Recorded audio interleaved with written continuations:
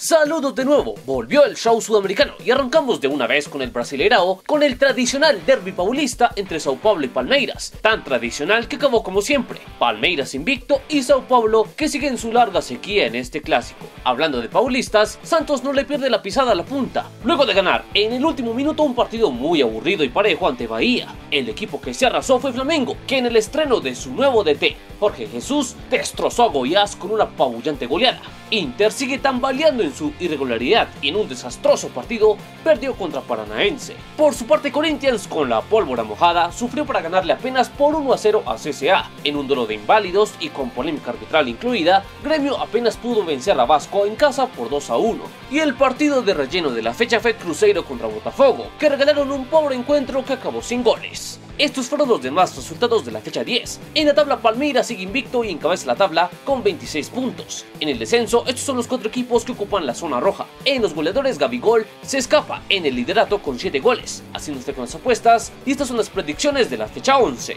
Vamos a Argentina, donde todavía faltan un par de semanas para el arranque de la Superliga y los clubes se siguen moviendo en el mercado de pases. Entre las principales novedades de Boca están las llegadas de Alexis McAllister y Jan Hurtado, y numerosas salidas que en las próximas horas podrían sumarse las de Benedetto al Marsella y Pavón a Los Ángeles Galaxy. En River de momento no hay altas, pero se mantiene en la puja por Paulo Díaz. Bajas hay muchas, entre ellas la de Camilo Mayada. En Independiente el proyecto de Cachese va tomando forma con muchos movimientos, entre ellos las llegadas de Alexander Barbosa y Andrés Roa, además de varias salidas como las de Martín Benítez, Guillermo Burdizo, entre otras. En cuanto al campeón defensor, pocas altas, como la de Matías Rojas y David Barbona, a comparación de las salidas, que son numerosas, entre ellas las de Paul Fernández, Ricardo Centurión y Renzo Sarabia. Del lado de San Lorenzo, Pizzi se ha reforzado con jugadores como Ezequiel Ceruti, Lucas Menossi o Adam Vareiro, y entre las muchas bajas, casi todas son de jugadores que trajo Almirón. En otros equipos podemos destacar el nuevo proyecto del DT Juan Pablo Vojvoda en Huracán, con muchos cambios en el plantel, también movimientos interesantes en Vélez,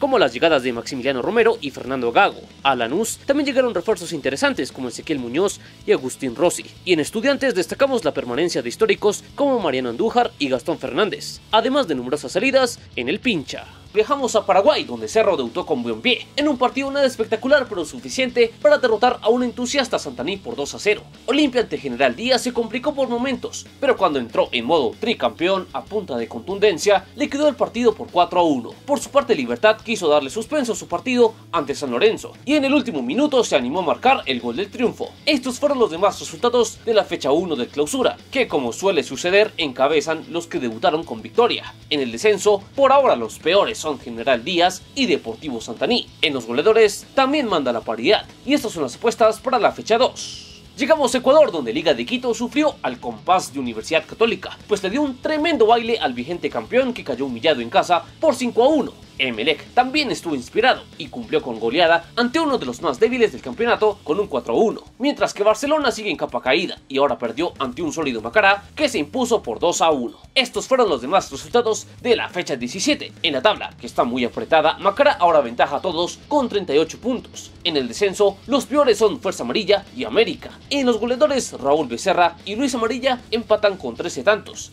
Así nos fue con las predicciones, y estas son las apuestas para la fecha 18.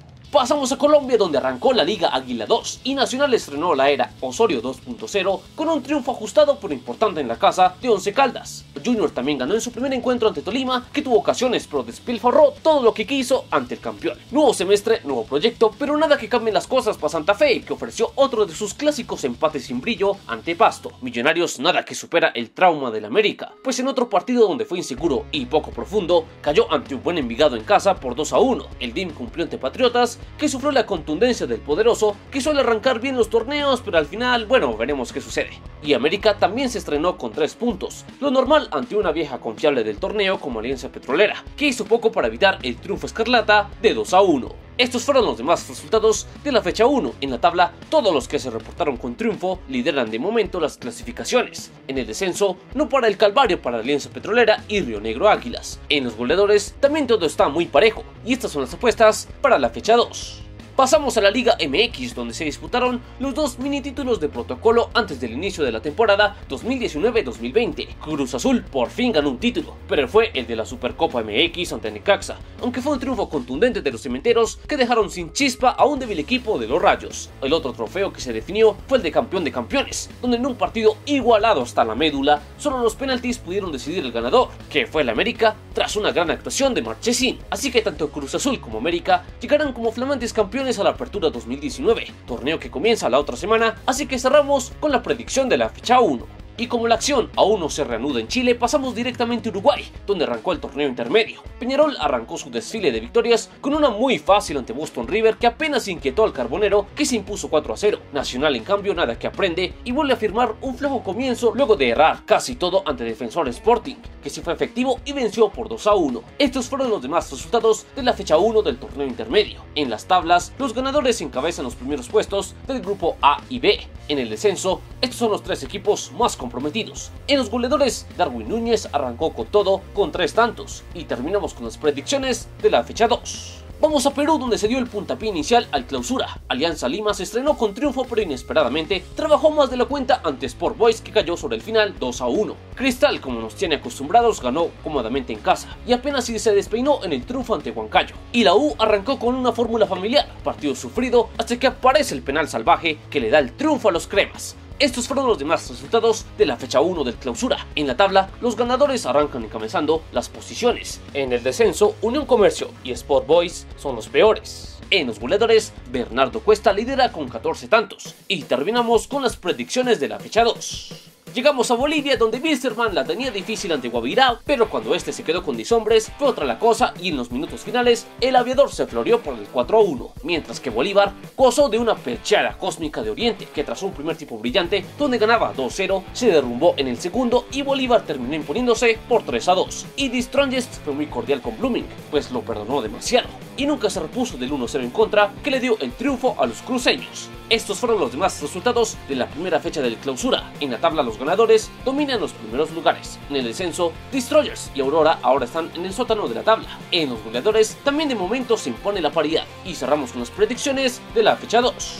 Y terminamos en Venezuela, donde aún no arranca la liga debido a que la apertura recién finalizó el pasado 30 de junio. Una fecha insólita para una final que en definitiva consagró a Estudiantes de Mérida sobre Mineros en los penales. Así que le debemos la felicitación a la familia rojiblanca por esta segunda consagración en el apertura venezolano, que llegó 6.405 días exactos después de su primer título por allá en diciembre de 2001. Por lo que esto significa que en 2020 el equipo académico volverá a la Copa Libertadores, competición a la que no asistía desde el 2002, cuando disputó la fase previa. Y hasta aquí este regreso del show sudamericano, versión segundo semestre 2019. Y recuerda, aquí adoramos el balón. Estás en Palabra de Gol.